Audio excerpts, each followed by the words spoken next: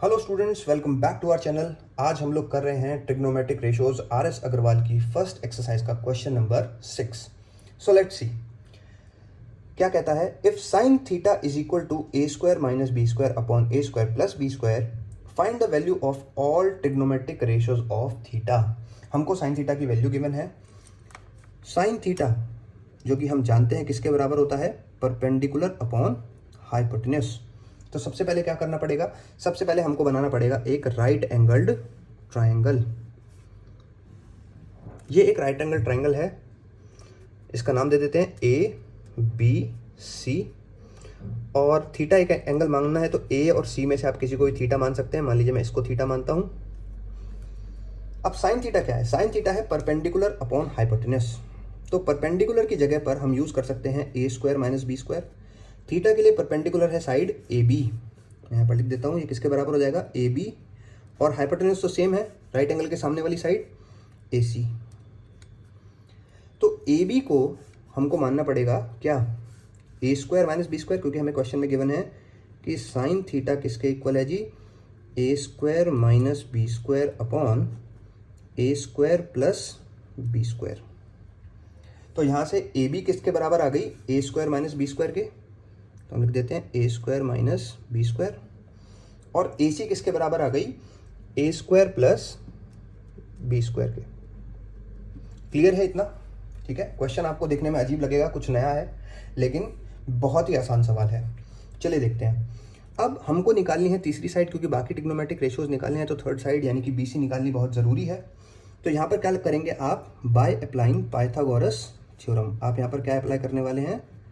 Pythagoras theorem. By applying Pythagoras theorem. तो जब आप इसमें पाइथागोरस थ्योरम अप्लाई करेंगे, पाइथागोरस थ्योरम क्या होती है? हाइपोटेन्यूस यानी कि ए सी का होल स्क्वायर बराबर है ए बी का स्क्वायर प्लस बी सी का स्क्वायर, है ना। हमको निकालना है बी सी। तो बी सी का स्क्वायर किसके बराबर हो जाएगा?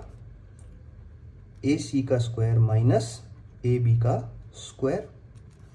अब यहां पर हम ए सी और ए बी की वैल्यूज पुट कर देते हैं। ए सी क्या था? A square plus B square. तो मैं लिख सकता हूं a square plus B square का होल स्क्वायर।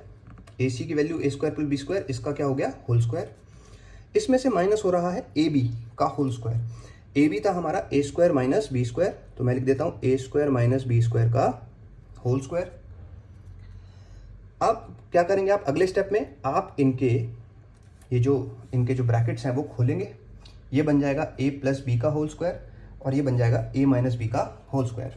तो चलिए ब्रैकेट्स खोलते हैं। सबसे पहले ये ए नहीं है, ए स्क्वायर है, तो यहां पर होगा ए स्क्वायर का होल स्क्वायर।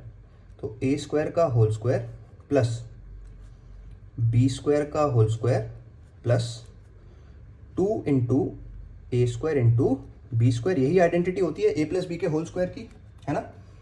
यहां पर आ जाते हैं।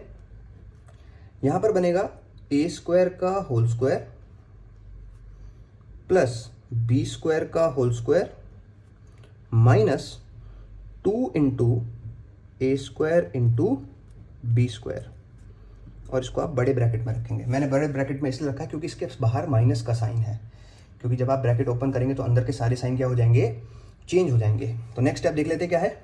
नेक्स्ट स्टेप में जब आप इसको ओपन करेंगे तो ये बन जाएगा a की पावर 4 प्लस b की power 4 plus 2a square b square. यहां क्या बन जाएगा? ये बन जाएगा a की पावर 4 प्लस b की power 4 minus 2a square b square. Simple algebra है, कोई ज्यादा भारी काम नहीं है।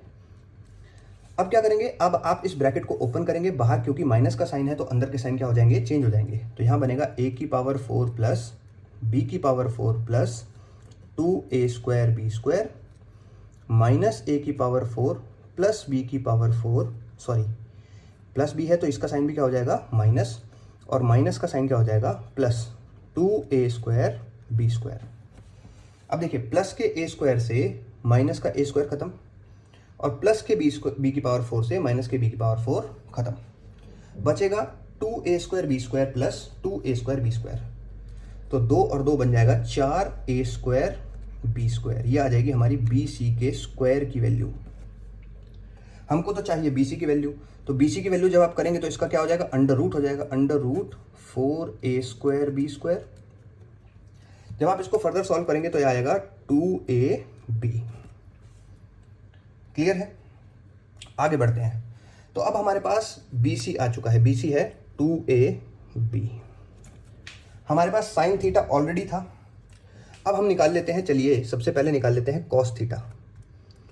कॉस थीटा बराबर होता है बेस अपॉन हाइपोटेन्यूस के।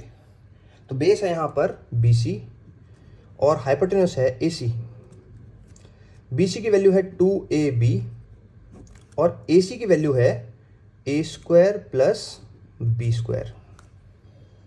तो यहाँ तक क्लियर है, इजीली हमने कॉस थीटा की वैल्यू निकाल ली है। ठीक है, आगे बढ़ते हैं। अब देख लेते हैं टेन थीटा। टेन थीटा किसके बराबर होता है? टेन थीटा बराबर होता है परपेंडिकुलर अपॉन बेस।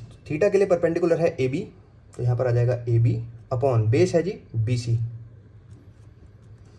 AB की वैल्यू है a square minus B square और BC की वैल्यू है 2ab, तो अपॉन लिख देंगे हम 2ab। क्लियर है, अंडरस्टूड है? तो हमारे पास कॉस थीटा आ गया, हमारे पास टेन थीटा आ गया, हमारे पास साइन थीटा है। क्या हम कॉसेक थीटा निकाल सकते हैं? जी बिल्कुल। कॉसेक थीटा किसका उल्टा होता है? साइन थीटा का। तो यदि साइन थीटा था a square minus B square upon a square plus B square, तो कॉसेक थीटा इसका इन्वर्स हो जाएगा a square plus B square upon a square minus B square. बहुत ही सिंपल, इजी है। अब हम निकाल लेते हैं सेक थीटा। सेक थीटा किसका इन्वर्स होता है? कॉस थीटा का। तो यदि कॉस थीटा आ रहा है 2ab upon a square plus B square, तो सेक थीटा आ जाएगा a square plus B square upon 2ab। और लास्ट आता है हमारे पास कॉट थीटा। कॉट थीटा किसका इन्वर्स होता है जी? टेन थीटा का। टेन थीटा हमारे पास था a square minus B square upon 2ab, तो इसका इन्वर्स हो जाएगा 2ab upon a square minus B square. तो यहां पर हमने 6 के 6 ट्रिग्नोमेट्रिक रेशियोज निकाल दिए, sine theta, cos theta, tan theta, cosec theta, sec theta और कॉट थीटा। यदि आपको वीडियो अच्छा लगा, समझ आया, तो प्लीज़ लाइक, शेयर और कमेंट कीजिए और चैनल को सब्सक्राइब कीजिए। Thank you.